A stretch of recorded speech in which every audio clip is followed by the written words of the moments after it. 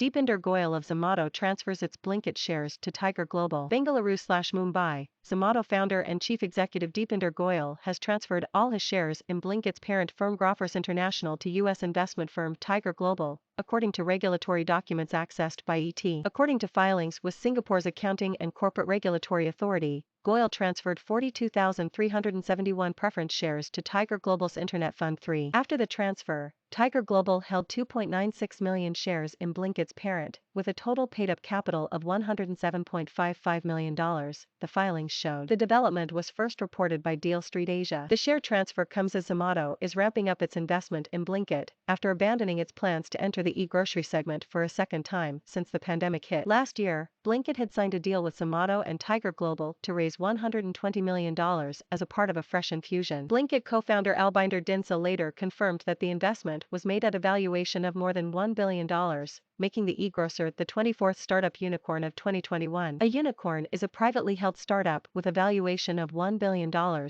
more. Dinsa had said then that the round was still not closed and that he expected to see more investment. ET reported in November 2021 that Zomato was in talks to invest up to $500 million more in Blinkit, marking one of its largest investments ever in a startup. Discover the stories of your interest: blockchain 5 stories, cybersafety 7 stories, fintech 9 stories.